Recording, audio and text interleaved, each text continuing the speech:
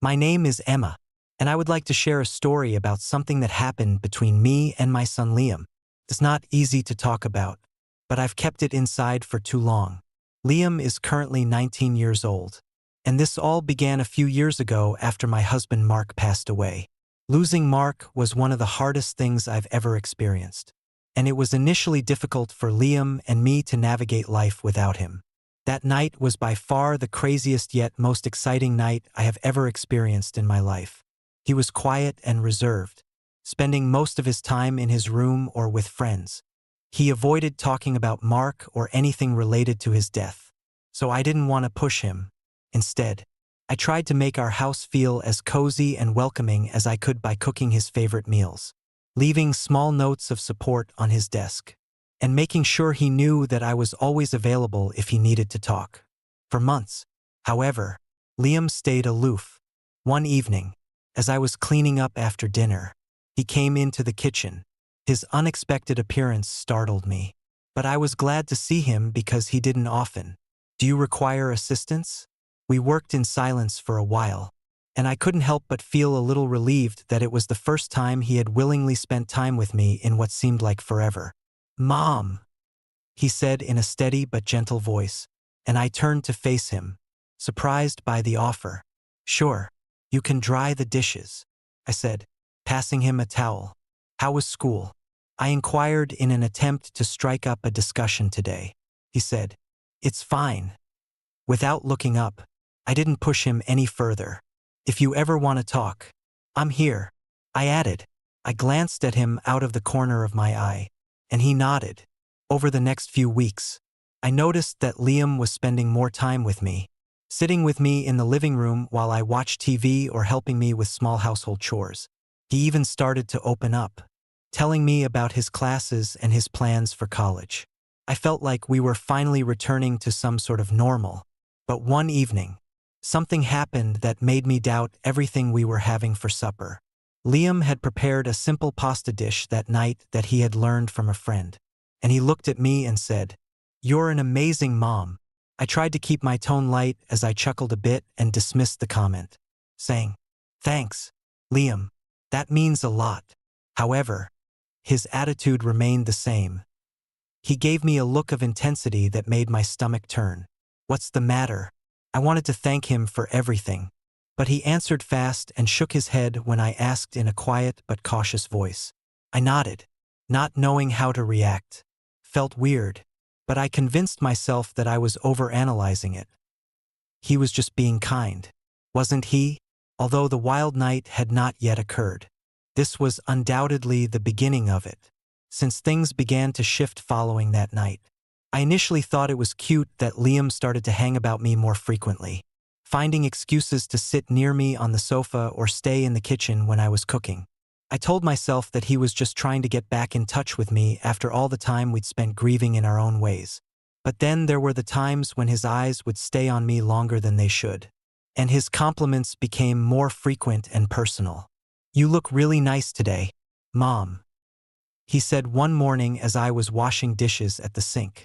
I tried to keep my tone light, but the way he said it and the way he looked at me made me feel uneasy.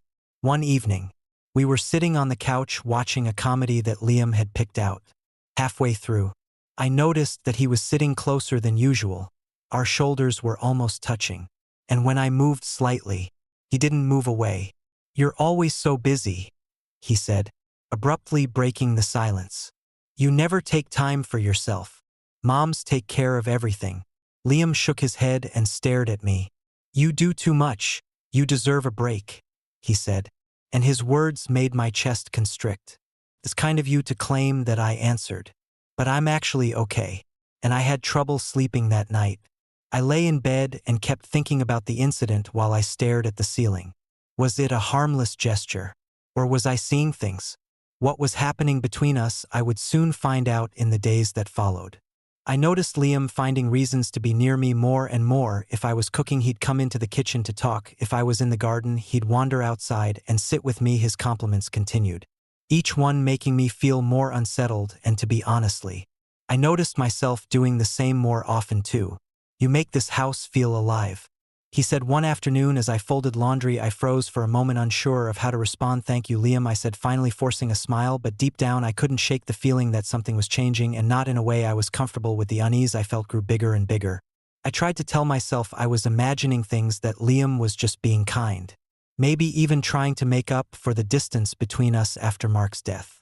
But it wasn't just the compliments, it was the way he acted around me, how he always seemed to be there watching me, finding reasons to be close. And I hadn't quite figured out yet why I did the same to him too. One afternoon, I was cooking in the kitchen, chopping vegetables for dinner. I heard Liam came in behind me, his footsteps soft on the tiled floor. I didn't turn around. I was trying to focus on the task at hand, hoping he'd just grab a snack and leave. "Mom, do you need assistance?" I looked over my shoulder and smiled briefly at him when he asked. We worked in silence for a while, and I thought maybe it would just be a quiet, pleasant moment, something normal. But then he stopped cutting and turned to face me. "Sure, you can slice these carrots," I said, sliding the cutting board toward him. I looked at him in confusion as he replied, "You've done so much for me." In a low voice, "What are you saying?" With his eyes fixated on me, he added, "You've taken care of everything after Dad died. You didn't have to, but you did." I felt a twinge of sadness in my breast. "But of course I did. Liam, you're my son." He nodded, but his eyes remained fixed on me as I tried to speak in a firm voice. "I love you." After dinner that night, I sat on the couch with a book, hoping to lose myself in the pages. Liam came into the living room and sat down next to me. Not in his usual spot on the other end of the couch, but right next to me. "What are you reading?" he asked, leaning closer to see the cover. "I don't think I ever said thank you for all of it." "You don't have to thank me," I said quickly, turning back to the stove. "That's what moms do." He didn't answer, but I could feel him watching me, holding it up for him to see. I said, "It's just a novel. Nothing too exciting. Are you able to read it with me?" he asked, which surprised me because I couldn't recall the last time we'd done this together. And Liam hadn't shown much interest in reading since he was a child. Part of me wanted to say no, telling him that I needed some time to myself, but another part of me didn't want to push him away. So I scooted over a little to give him more room. He leaned in close, brushing my shoulder as I started reading aloud. At first, it felt like any other time we might have spent together years ago before things became so complicated. But as the minutes went by, I became more and more aware of how close he was observing me, not the book. When I finished the chapter, I closed the book and put it down. I tried to keep my voice light as I said, "That's enough for tonight," he said in a gentle voice. "Thanks for reading to me." "You're welcome," I said, getting up and walking toward my bedroom. "Good night, Liam." "Good night, Mom," he said, but there was something in his voice that I couldn't quite place. The following morning, when I entered the kitchen, Liam was already there. He had prepared coffee and laid out breakfast, something he hadn't done in years. "Mom, good morning," he said in a cheerful voice.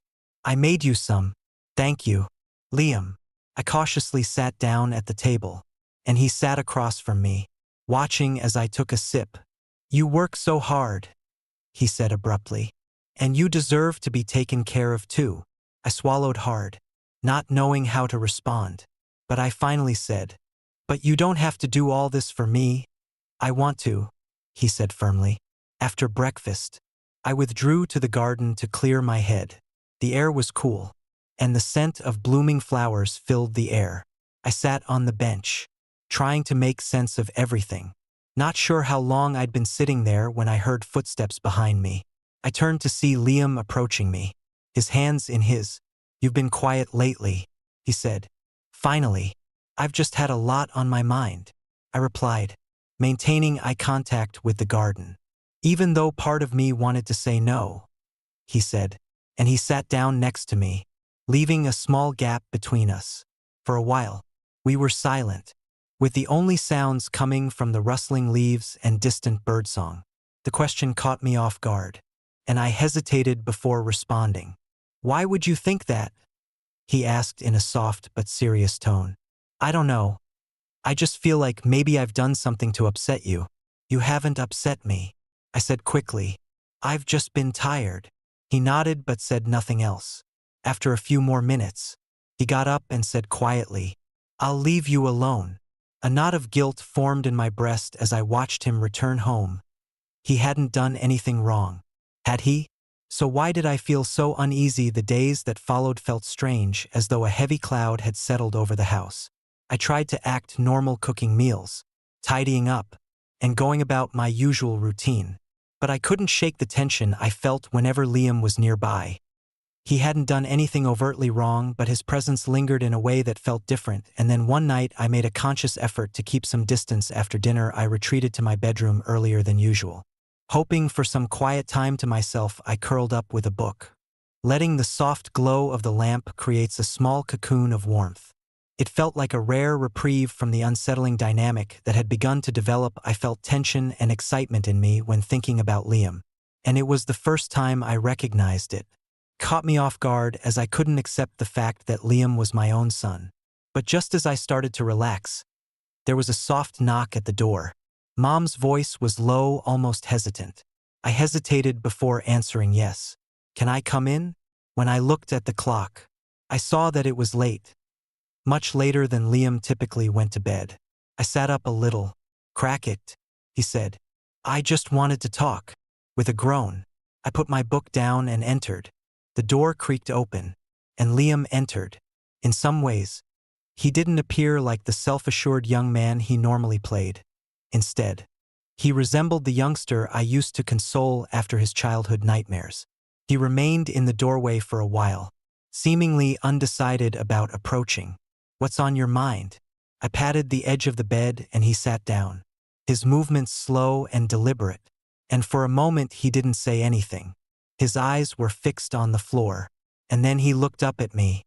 I wanted to say, I'm sorry, he said, his voice cautiously, for what I asked, for making you feel uncomfortable. His tone was sincere, and I blinked, surprised by his honesty.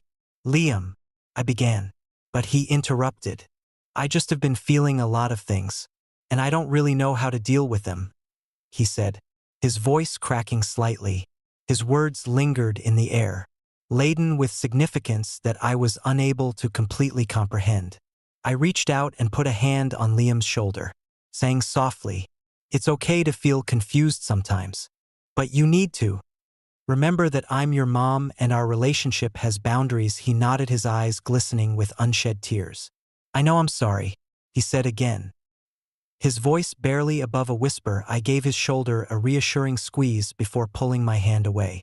Let's not worry about it anymore, I said, trying to keep my tone as light. We'll figure it out together. There was a certain tension and excitement between us that I couldn't quite name. The look in his eyes told me there was more coming, and I gave that same look back to him as well. He nodded again, standing up. Good night, Mom, he said softly before leaving the room. I watched him go, a strange mix of relief and sadness settling over me. He had acknowledged the tension between us, which felt like a step in the right direction, but I couldn't help wondering if things would truly go back to normal. One thing was for sure to me, and that was that this was not the last time he would do this. And I was right. I was definitely right. As for the next time he would do these things would end a lot differently than the next morning. I woke feeling more exhausted than usual. The conversation with Liam had kept me awake for hours, my mind racing with what-ifs and unanswered questions. I got up, went through my morning routine, and tried to shake the lingering unease. Liam seemed different that day. Quieter, more reserved. He kept to himself, spending most of the day in his room. Part of me wanted to check on him to make sure he was okay. But another part of me felt like I needed to give him space. That evening, as I was folding laundry in the living room, Liam came in. He sat down on the couch without saying a word, watching me silently as I worked. The quiet between us felt heavy, and I struggled to think of something to say. You've been quiet today, I said, finally glancing at he shrugged. Just thinking about anything in particular, I asked, trying to sound casual. About us, he said, his voice barely above a whisper. I froze for a moment, the weight of his words sinking in. What do you mean? I asked thoughtfully. His eyes met mine as he paused. I mean, I know things have been weird lately, and I don't want it to be like that anymore, he said. I nodded slowly, unsure of how to respond. I don't want that either, I said finally. but we need to figure out how to move forward. He nodded, a faint smile crossing his lips. We will, he said. For a brief moment I felt a flicker of hope. Maybe things would get better, maybe we could move past this and find a way to rebuild our relationship. But deep down I couldn't shake the feeling that we were standing on the edge of something I didn't fully understand.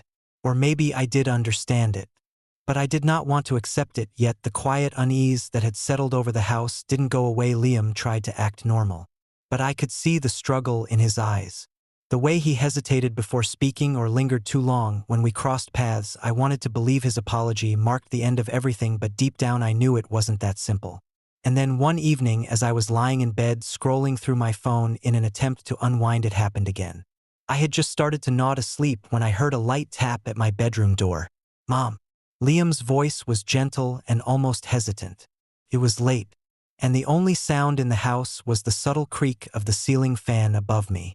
With a sinking heart, I sat up and asked if I might enter. I looked at the clock and remarked, "It's late, Liam," attempting to sound tough. "What's wrong?" It was far past midnight. After a moment, he answered. I I hesitated when I heard him say, "I just need to talk to you about something." After inhaling deeply, I said, "All right, come in." The door cracked open, allowing Liam to enter. "What is it, Liam?"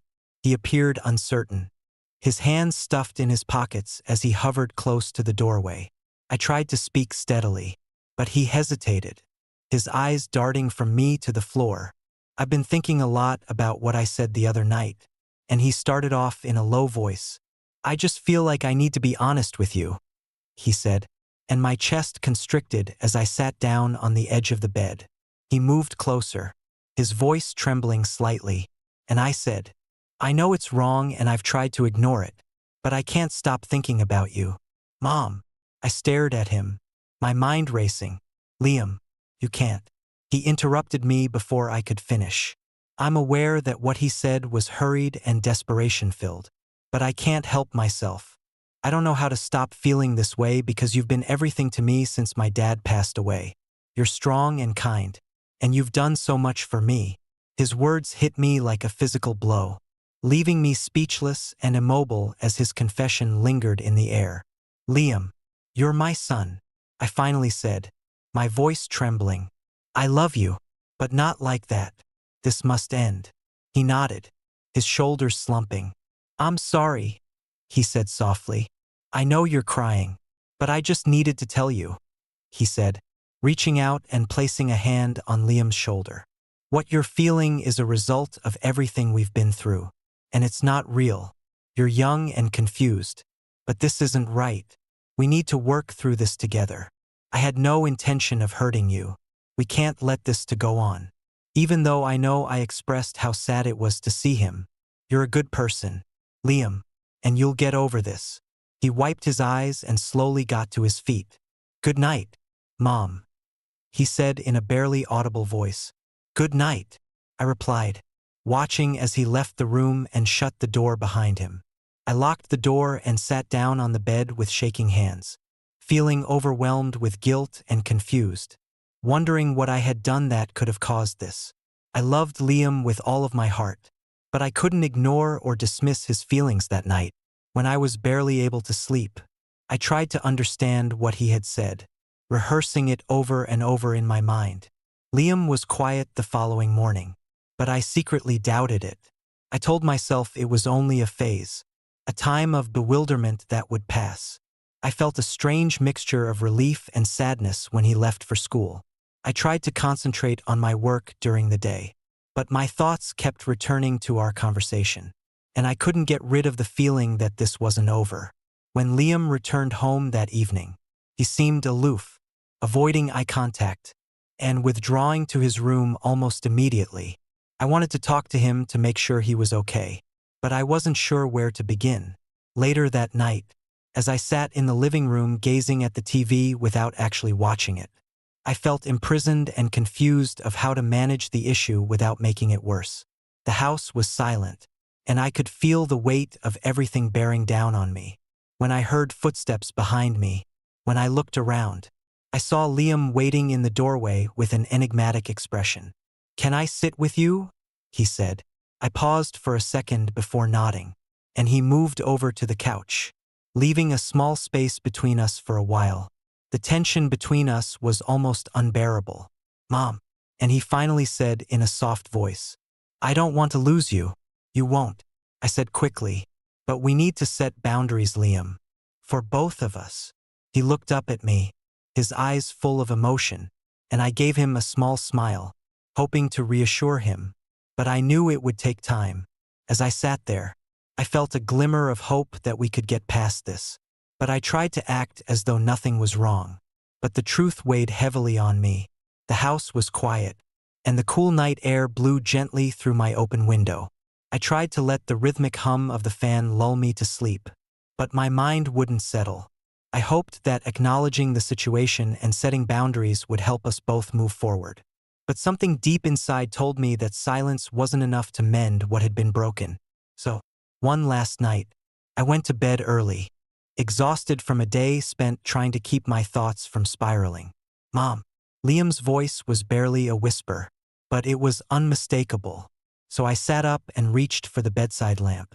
The warm glow filled the room, illuminating Liam, who stood hesitantly in the doorway, looking uncertain of his hands fidgeting at his sides. Liam said, "What are you doing?" in a voice thick with sleep and confusion. I must have fallen asleep at some point because the next thing I knew, I was being pulled from my slumber by the sound of my door creaking open. He entered the room slowly and deliberately, saying softly, "I can't sleep. It's late." I replied, my voice louder now, "You need to go back to bed. I just needed to see you." My chest constricted as I attempted to control my breathing. "I know," he said, his eyes locking onto mine, but I couldn't stop thinking about everything.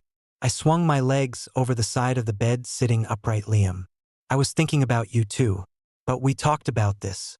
I said gently, "I love you, but this is not something we can talk about anymore." He took another step forward, his expression a mix of determination and vulnerability. "I know it's wrong, but I can't help how I feel," he said, his voice trembling. "You're the only one who's ever really been there for me. You've always cared about me in a way no one else has." My throat felt tight as I tried to find the right words. "Liam, I care about you because I'm your mom," I said firmly. "That's my job. But the way you're feeling, it's not healthy, it's not right." He stood there for a moment, his shoulders slumping as the weight of my words settled over him. "I'm sorry," he said softly, tears glistening in his eyes. "I just didn't know how else to tell you." My heart broke at the sight of him, but I forced myself to remain calm. "It's okay to feel confused, Liam," I said, "but this is something you need to work through. And I'll help you as your mom, but only as your mom." The words didn't feel right, as I definitely wanted something else, and I could see the disappointment in his eyes, which made me regret my choice. He nodded slowly, his gaze dropping to the floor. "I don't want to lose you," he said, his voice barely audible. "You won't," I assured him.